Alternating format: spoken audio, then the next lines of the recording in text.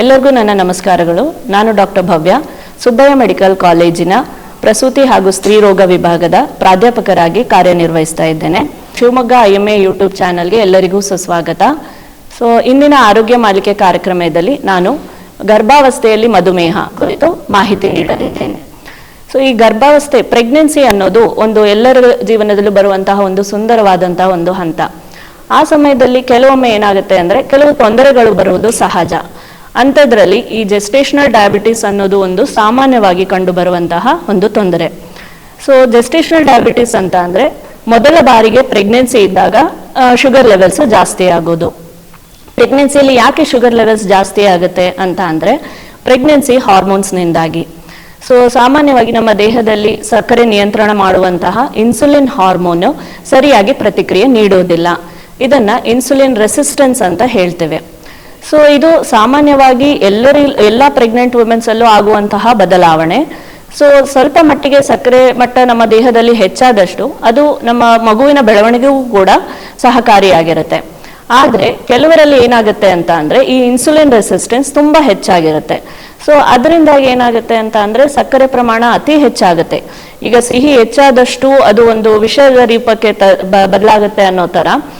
ನಮ್ಮ ದೇಹದಲ್ಲಿ ಸಕ್ಕರೆ ಮಟ್ಟ ಅತಿ ಹೆಚ್ಚಾದಷ್ಟು ಅದು ತಾಯಿ ಹಾಗೂ ಮಗು ಇಬ್ಬರಿಗೂ ತೊಂದರೆ ಬರುವಂತಹ ಸಾಧ್ಯತೆಗಳು ಇರುತ್ತದೆ. ಈ ಜೆಸ್ಟೇಷನಲ್ ಡಯಾಬಿಟಿಸ್ನ ನಾವು ಯಾರಲ್ಲಿ ಹೆಚ್ಚಾಗಿ ಕಂಡು ಬರುತ್ತೆ ಅಂತ ಅಂದ್ರೆ ಪಾಲಿಸಿಸ್ಟಿಕ್ ಓವೇರಿಯನ್ ಸಿಂಡ್ರೋಮ್ ಇದ್ದವರಲ್ಲಿ, ಅಥವಾ ಒಬೆಸಿಟಿ ತೂಕ ಹೆಚ್ಚು ಇದ್ದವರಲ್ಲಿ, ಅಥವಾ ಫ್ಯಾಮಿಲಿಯಲ್ಲಿ ಅಂದ್ರೆ ಅಪ್ಪ ಅಮ್ಮನಿಗೆ ಡಯಾಬಿಟಿಸ್ ಇದ್ರೆ, ಅಥವಾ ಅವರ ಹಿಂದಿನ ಪ್ರೆಗ್ನೆನ್ಸಿಯಲ್ಲಿ ಅವರಿಗೆ ಜೆಸ್ಟೇಷನಲ್ ಡಯಾಬಿಟಿಸ್ ಇತ್ತು ಅಂದ್ರೆ ಈ ಸಲ ಕೂಡ ಅವರಿಗೆ ಪ್ರೆಗ್ನೆನ್ಸಿಯಲ್ಲಿ ಡಯಾಬಿಟಿಸ್ ಬರುವಂತ ಚಾನ್ಸಸ್ ಜಾಸ್ತಿ ಇರುತ್ತೆ. ಈ ಜೆಸ್ಟೇಷನಲ್ ಡಯಾಬಿಟಿಸ್ ಪ್ರೆಗ್ನೆನ್ಸಿಯ ಮೇಲೆ ಯಾವ ರೀತಿ ಪರಿಣಾಮ ಬೀರುತ್ತೆ ಅಂತ ಅಂದ್ರೆ ಗರ್ಭಿಣಿಯರಿಗೆ ಪದೇ ಪದೇ ಮೂತ್ರ ಸೋಂಕು ಉಂಟಾಗ್ಬೋದು, ಹಾಗೂ ಬಿಳಿ ಮುಟ್ಟು ಹೆಚ್ಚಾಗೋದು, ಮತ್ತೆ ಜೆಸ್ಟೇಷನಲ್ ಡಯಾಬಿಟಿಸ್ ಇದ್ದವರಲ್ಲಿ ರಕ್ತದೊತ್ತಡ ಕೂಡ ಹೆಚ್ಚಾಗುತ್ತೆ. ಮತ್ತು ಇನ್ನು ಮಗು ತೂಕ ಹೆಚ್ಚಾಗಿರುತ್ತೆ. ಅದರಿಂದಾಗಿ ಇವ್ರಿಗೆ ಸಾಮಾನ್ಯವಾಗಿ ನಾರ್ಮಲ್ ಡೆಲಿವರಿ ಆಗೋ ಚಾನ್ಸಸ್ ಕೂಡ ಕಡಿಮೆ ಇರುತ್ತೆ. ಸಿಸೇರಿಯನ್ ಸೆಕ್ಷನ್ ಆಗುವ ಸಾಧ್ಯತೆಗಳು ಹೆಚ್ಚಾಗಿರುತ್ತೆ. ಮತ್ತು ಹೆರಿಗೆ ಆದ ನಂತರ ರಕ್ತಸ್ರಾವ ಕೂಡ ಹೆಚ್ಚಾಗುವ ಸಾಧ್ಯತೆಗಳು ಇರುತ್ತೆ. ಮತ್ತು ಮಗುವಿನಲ್ಲಿ ಯಾವ ರೀತಿಯ ಪರಿಣಾಮ ಬೀರುತ್ತೆ ಅಂತ ಅಂದ್ರೆ ಸಕ್ಕರೆ ಮಟ್ಟ ಹೆಚ್ಚಾದಷ್ಟು ಮಗುವಿನ ತೂಕ ಹೆಚ್ಚಾಗ್ತಾ ಹೋಗುತ್ತೆ, ಮತ್ತು ಮಗುವಿನ ಸುತ್ತ ಇರುವ ನೀರು ಕೂಡ ಹೆಚ್ಚಾಗ್ತಾ ಹೋಗುತ್ತೆ. ಮತ್ತು ಸರಿಯಾಗಿ ಶುಗರ್ ಲೆವೆಲ್ಸ್ ಕಂಟ್ರೋಲ್ ಮಾಡಿಲ್ಲ ಅಂತ ಅಂದ್ರೆ ಅದೇನಾಗುತ್ತೆ ಅಂತಂದ್ರೆ ಕೆಲವು ಸಲ ಮಗುವಿಗೆ ತಲುಪಬೇಕಾದಂತ ಆಕ್ಸಿಜನ್ ಸಪ್ಲೈ ಕಡಿಮೆ ಆಗಿ ಕೆಲವೊಮ್ಮೆ ಸಡನ್ ಆಗಿ ತಾಯಿ ಹೊಟ್ಟೆಯಲ್ಲೇ ಮಗು ತೀರ್ಕೊಳ್ಳುವಂತಹ ಸಾಧ್ಯತೆ ಕೂಡ ಇರುತ್ತೆ. ಇದು ಒಂದು ಬಹಳ ಗಂಭೀರವಾದಂತಹ ವಿಷಯ. ಮತ್ತು ಇನ್ನು ಮಗು ಡೆಲಿವರಿ ಆದ ನಂತರ ಮಗುವಿಗೆ ಉಸಿರಾಟದ ತೊಂದರೆ ಅಥವಾ ಇದು ಜಾಂಡಿಸ್ ಬರುವ ಸಾಧ್ಯತೆಗಳು ಹೆಚ್ಚಾಗಿರುತ್ತೆ. ಮತ್ತೆ ಶುಗರ್ ಲೆವೆಲ್ಸ್ ಕೂಡ ಸಡನ್ ಆಗಿ ಕಡಿಮೆ ಆಗ್ಬೋದು. ಇದರಿಂದಾಗಿ ಏನಾಗುತ್ತೆ ಅಂದ್ರೆ ICU ಅಡ್ಮಿಷನ್ಸ್ ಕೂಡ ಹೆಚ್ಚಾಗುವ ಸಾಧ್ಯತೆ ಇರುತ್ತೆ. ಮತ್ತೆ ಈ ಮಗು ಇನ್ನು ಬೆಳೆದು ದೊಡ್ಡವರಾದ್ಮೇಲೆ ಕೂಡ ಅವರಿಗೆ ಒಬೆಸಿಟಿ ಇಲ್ಲ ಡಯಾಬಿಟಿಸ್ ಇಲ್ಲ ಹೈಪರ್ ಟೆನ್ಷನ್ ಮುಂತಾದ ರೋಗಗಳಿಗೆ ತುತ್ತಾಗುವಂತಹ ಚಾನ್ಸಸ್ಗಳು ಕೂಡ ಹೆಚ್ಚಾಗ್ತಾ ಹೋಗುತ್ತೆ.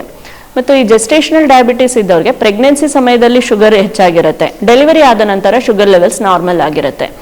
ಆದ್ರೂ ಕೂಡ ಈ 50ರಿಂದ 60% ಮಹಿಳೆಯರಲ್ಲಿ ಇದು ಮುಂದಿನ ದಿನಗಳಲ್ಲಿ ಅವ್ರಿಗೆ ಡಯಾಬಿಟಿಸ್ ಬರುವಂತಹ ಸಾಧ್ಯತೆಗಳು ಕೂಡ ಇರುತ್ತೆ. ಹಾಗಾಗಿ ಈ ರೀತಿಯಾದಂತಹ ಪರಿಣಾಮಗಳಿರೋದ್ರಿಂದ ನಾವು ಇದನ್ನ ಜೆಸ್ಟೇಷನಲ್ ಡಯಾಬಿಟಿಸ್ನ ಪತ್ತೆ ಹಚ್ಚೋದು ಬಹಳ ಮುಖ್ಯ. ಸರಿಯಾದ ಸಮಯಕ್ಕೆ ಅದನ್ನ ಪರೀಕ್ಷಿಸಿ ಪತ್ತೆ ಹಚ್ಚಿ ಅದಕ್ಕೆ ಸೂಕ್ತ ಚಿಕಿತ್ಸೆಯನ್ನ ಪಡೆಯೋದ್ರಿಂದ ಇದರಿಂದ ಉಂಟಾಗುವಂತಹ ಕೆಟ್ಟ ಪರಿಣಾಮಗಳನ್ನ ನಾವು ತಡಿಬಹುದು.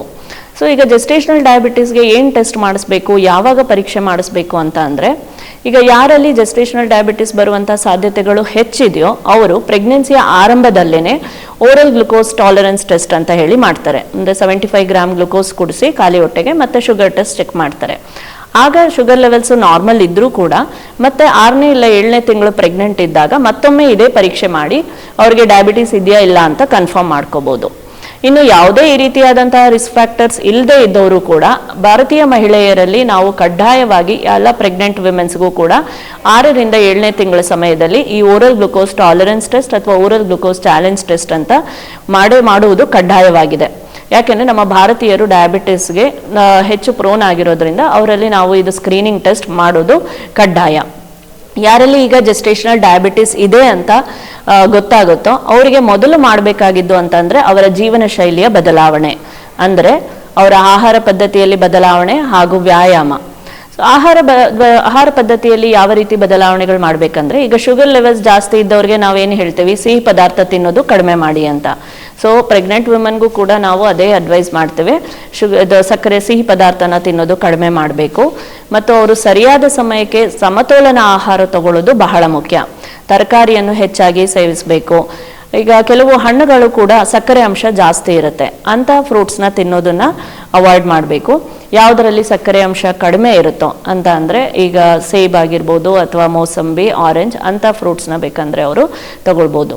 ಮತ್ತು ಈಗ ಅವರು ಆಹಾರ ಸೇವಿಸೋದು, ಈಗ 3 ಹೊತ್ತು ಏನು ಊಟ ಮಾಡ್ತಾರೋ ಅದನ್ನೇ ಸ್ವಲ್ಪವಾಗಿ 5-6 ಭಾಗವಾಗಿ ಮಾಡಿ ತಿನ್ನೋದ್ರಿಂದ, ಈಗ ಒಂದೇ ಸಲ ತಿಂದು ಶುಗರ್ ಜಾಸ್ತಿ ಆಗೋದಕ್ಕಿಂತ ಸ್ವಲ್ಪ ತಿನ್ನೋದ್ರಿಂದ ಶುಗರ್ ಲೆವೆಲ್ಸ್ ನಾರ್ಮಲ್ ಆಗಿ ಮೇಂಟೈನ್ ಆಗುತ್ತೆ. ಇದರ ಜೊತೆಗೆ ದಿನ ಒಂದು ಅರ್ಧ ಗಂಟೆ ವ್ಯಾಯಾಮ ಅಥವಾ ವಾಕಿಂಗ್ ಮಾಡೋದ್ರಿಂದ ಕೂಡ ಶುಗರ್ ಲೆವೆಲ್ಸ್ನ ನಾವು ಕಂಟ್ರೋಲ್ ಮಾಡ್ಬೋದು.